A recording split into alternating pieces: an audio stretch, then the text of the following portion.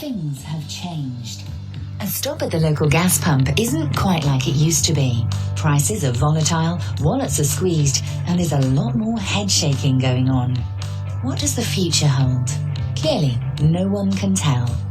You still need to get around, that hasn't changed. But the cost of doing so may be causing you to feel pretty frustrated and pretty helpless. What can you do? Well, you might not be able to influence the price of fuel, but you can change how much you consume on your next trip. You aren't helpless. If you've taken Smith System training recently, or even during the last several decades, you know that a part of the education has always been about fuel and maintenance cost conservation. The Smith System of advanced driving lends itself very well to keeping a lid on the cost of driving. Your fuel savings both on and off the job can be very significant. Your maintenance costs in a company vehicle or in your personal vehicle can be held in check. And of course, your collision potential can be radically reduced.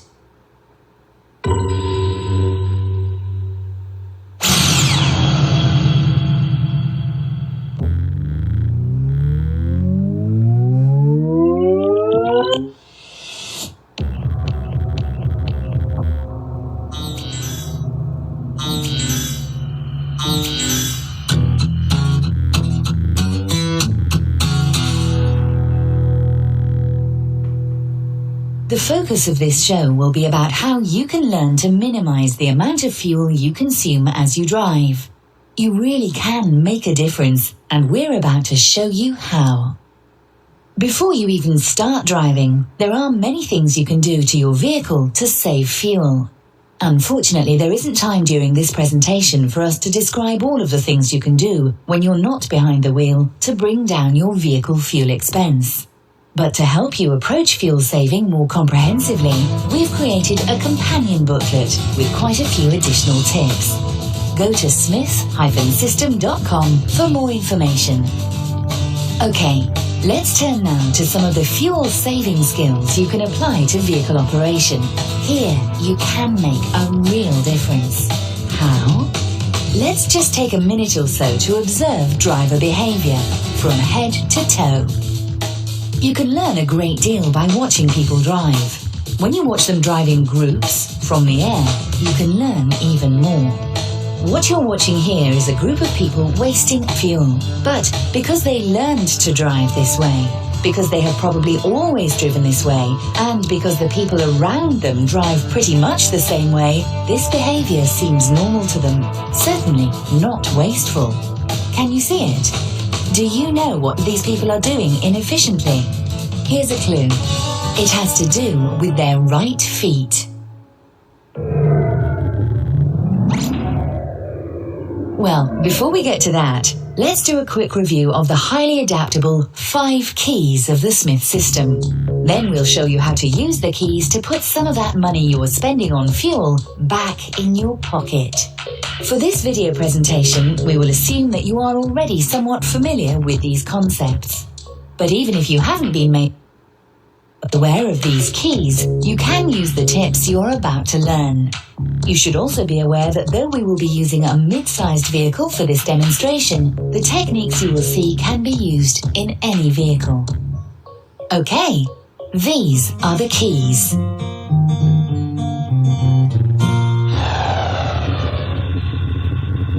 Our first key is aim high in steering. We suggest that you look at least 15 seconds ahead of your vehicle as you drive. We call this eye lead time. Simply put, whenever you can, scan ahead to where you anticipate your vehicle will be a quarter or even a half a minute from your current road location.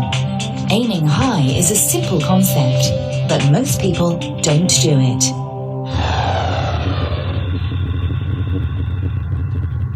Key number 2 is get the big picture. This is pure logic. You can't make good driving decisions until you are as aware as you can be about what is happening around you as you drive. Through proper placement of your vehicle in the traffic flow and habitual curiosity as you drive, challenge yourself to see it all. When you have the big picture, you'll improve your anticipation of trouble and the quality of your driving decisions. Our third key is keep your eyes moving. This is a simple technique you can use to keep your big picture intact. It's easy to develop stares as you drive. You probably don't always even know when you're doing it. But when you stare, your awareness diminishes, and so does the size of your picture. Make it a habit to keep your eyes active. Without exception, the best drivers have active eyes. This is a skill that you can develop. And when you have it, your traffic accident potential will go way down. Key 4 is leave yourself an out. This is another simple concept built around the idea of surrounding yourself with space and visibility. Position yourself so that you can maximize what you can see, and so that you have a space cushion, an out, in case you encounter the unexpected. Our last key is make sure they see you. This one is about communication. It's important to make the assumption that not everyone who should see you in traffic does see you. If that sort of eye-to-eye communication doesn't exist, their next move could create a serious problem for you. Your next move should be to use your lights, horn, and vehicle positioning to help others see you prior to the development of trouble. Okay, that was a quick outline of the keys. But for this presentation, we'll focus on how to use the keys to diminish your fuel consumption. What you'll learn will help you save some cash, and just maybe, you'll learn to contribute a little more to our common cause of reducing the burden we all place on this planet. How much can you save? Well, there are quite a few variables, but the savings can be impressive. This is Brian. Brian is a sales manager, and he uses his vehicle as part of his profession. And this is Jim Smith, a Senior Vice President with Smith System. Jim is in charge of the training department at Smith System. Brian worked with us on road to learn about Smith System driving techniques. Like many people, he was a little skeptical about what a couple of hours of classroom and in-vehicle training could really do. Like the majority of vehicle operators, Brian has had little or no formal driver education since receiving his high school training. As a test of what could be accomplished with some advanced driver instruction, we started by asking Brian to drive this 13.6-mile route as he normally would. In fact, he drove it 3 times. On this day, Brian's first day with Jim, he received no training. Brian knew we were working on advanced driving skills, but he didn't know we were focusing on reducing fuel consumption. He was simply asked to drive this combination of city and highway miles as if he were on the job. The only stipulation was that he had to observe the local traffic laws before and during training. We agreed that if Brian's speed ever exceeded 5 miles per hour above the speed limit, we would remind him. So, without any other interference or suggestions from Jim, Brian drove our course. On the second day, at the same time of day, he drove the same route 3 more times. That way, we made the conditions during the 2 days as close as they could be to one another. This was the day Brian received some Smith System training as he ran our course, a demonstration drive, and some coaching that occurred exclusively during his 3 trips around our course. As a result of the training, Brian's fuel economy improved by an astounding 29%. Sound a little hard to believe? Watch. We'll show you how it happened, because what Brian accomplished, you can accomplish too. Let's listen in while Jim explains how he is taking advantage of his eye lead time. Up ahead, you see that light is just turned to a fresh green, so at this point, the cluster's just starting to move off, and I think we could keep our speed up. We'll be able to get through this intersection without any problems. Behind us, we're doing good. So, great space in front of us. The don't walk sign is starting to flash red, and as you look through the intersection, it looks safe. push your eyes up the road, you're looking for the next one. I can see a traffic light housing up there, but I can't see the light itself. It's the back of the other side of the traffic. But I'm looking at the traffic coming my way, and there isn't any. So again, I can use that as an indicator for what's around a bend that I can't see. I'm also looking at the vehicles that are going around that bend up there now, and trying to see whether or not their brake lights are on, and they aren't. And you can see the pack or cluster on the other side of the road now coming our way. Nothing in front of it, and then we'll look to see how long that light is by how much traffic is coming through. So give us an indication this is a long light. As we come up, we've got a don't walk sign that's solid, or flashing rather, and we're scanning the intersection. We're going to go through this intersection. Off the gas already, right? And how are we doing behind us? We got a truck approaching. Okay, let's give them a little bit of break. It's not that we need to stop back here, but we do need to send a signal back when we take our foot off the gas. I'm not using the same gas that all those people are in front of me. And as they're sitting there, I notice the black car in front of us, which looks to be an economy car, a little more braking back here, is getting 0 miles to the gallon for that Sentra, that black car. So with us, as we kept our motion a little bit longer than he did, we're saving on fuel. Use your exceptional eye lead time to anticipate distant light activity. Use traffic cluster formations to help you determine the age and location of traffic signals. Use the walk and don't walk signs to help you forecast traffic signal changes. If you look up the road, you can see a bend up there, and after that, I can't see too much. Pedestrians over on the right, or left rather. I do see the white walking sign, so that tells me I might have a little bit more time. Excellent, great job, great observation. And you can see up on the bend that there's a green light up there. It's a stale green light, but a green light nonetheless. So in our big picture, which is key number 2, we see the speed limit's about 40 miles an hour, and you're doing right on the speed limit here. This guy is slowing down for this white pickup truck that's making a turn. He had to get on those brakes right away because he was a little bit close.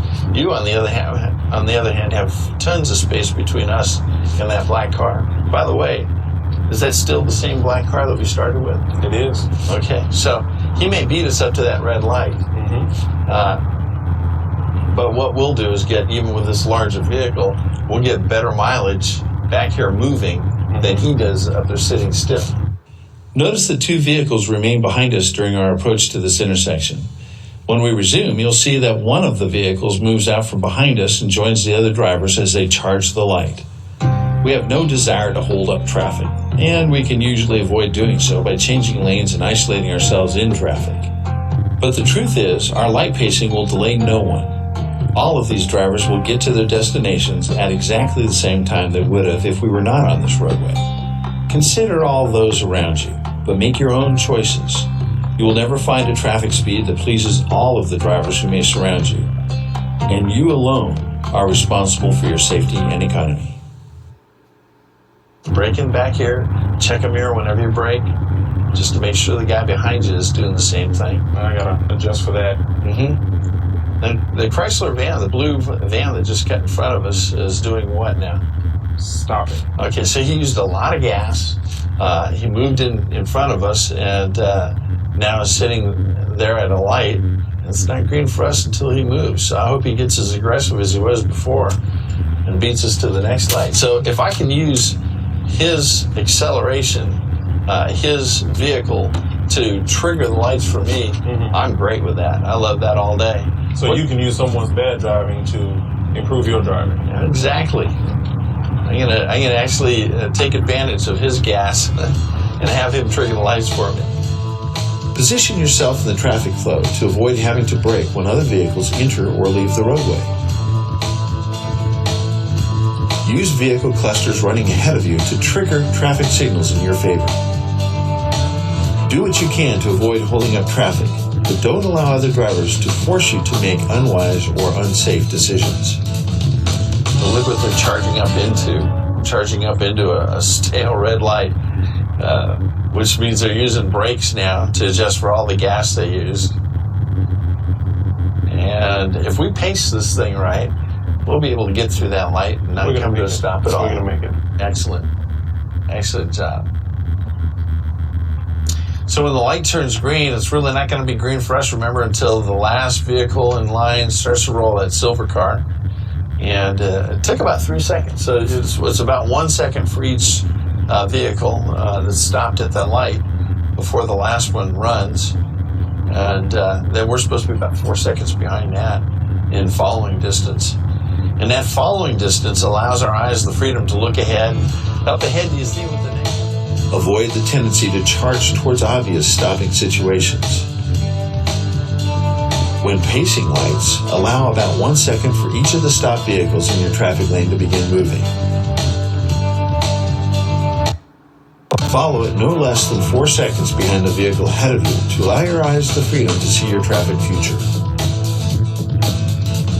So, there is an eye-brain connection that should be taking place here.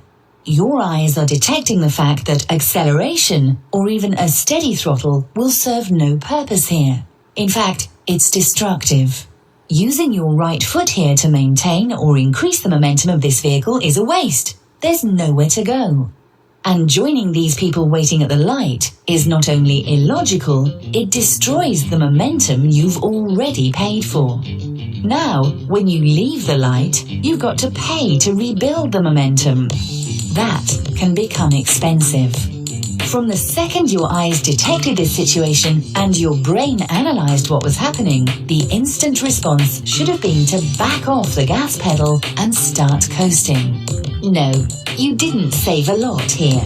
But if you do this 10, 50 or 100 times a day, you will be saving some significant money. And over the course of a year, you will have avoided many stops at the pump, and perhaps a few stops at the mechanic's shop as well. At the same time, you'll be surrounding yourself with space. These people have collected in a tight knot. Here, safety is limited. And in this congestion, visibility is pretty limited too. As cluster drivers, they can't see what this driver can see.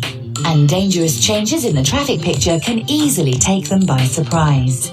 So it's important to note that driving economically also provides the benefits of giving you additional space, additional visibility, and even more time to make decisions and to act safely upon them. These people are still spending their fuel as if there was some value to doing so. Jim is in the fuel-saving mode. It's easy to do, and you can do it on your way home. When you do, you'll be saving fuel. You'll be saving your brakes, your transmission, and even the tires on your vehicle. And there is no downside. You'll lose nothing, and you'll be keeping money in your pocket. Think of it as a tax-free raise. These fuel-saving techniques are easy to learn and adapt to your personal and professional driving. It just takes some practice. But when you master the skills, the saving will be very real. That tax-free raise we spoke of will be yours. Your eyes, your mind, and of course your right foot are your tools. You can do it. Alright, before you get back on the road, let's take a quick quiz. If you can do well here, you know enough to save yourself quite a bit of money at the pump. Some of these answers have not been provided directly, but we've provided enough clues to help you arrive at the answers. Get your pen and paper ready. Here comes your first question.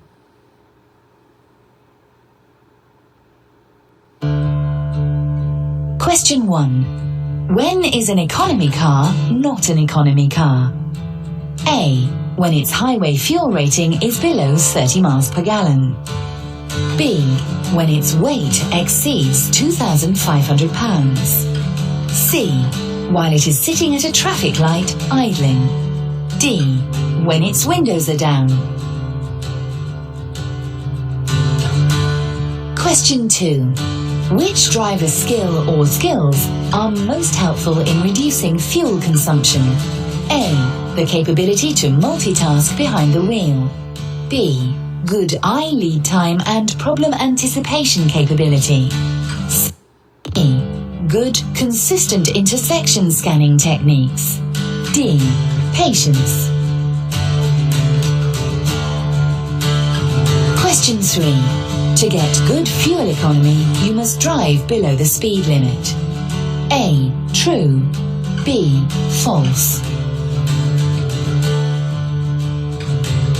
Question 4. If you are behind schedule, you must sacrifice fuel economy to gain time. A. True. B. False. Okay, let's see how you did. The answer to question 1 is C. This car may look like an economical vehicle, and it can be. But while it sits idling at the light, it is getting 0 miles per gallon. Any vehicle that is moving is getting better economy than it is. The best answer for question 2 is B. When you have good eye lead time and traffic anticipation skills, you can use them to make consistent fuel-saving decisions. B is the answer to the third question. There is a relationship between vehicle speed and fuel economy. We are not encouraging speeding, but you don't always need to drive slowly to wring excellent fuel savings from your vehicle. B is also the answer to the final question. Whether you're behind schedule or not, racing towards a red light will not put time back on your clock. Driving aggressively may seem and even feel like an efficient way to make up time, but it usually isn't. Aggressive driving can be illegal, dangerous, and costly. Advanced driving skills and logic in these situations will help you make the most of both your time and your money. Well, it's time now to put this information in gear. Sharpen your driving skills and use the Smith system to bring your fuel costs under control. You aren't helpless. You have the power to squeeze more utility and more economy out of every vehicle you drive. You can make a difference. Now go out and do it. We appreciate your time.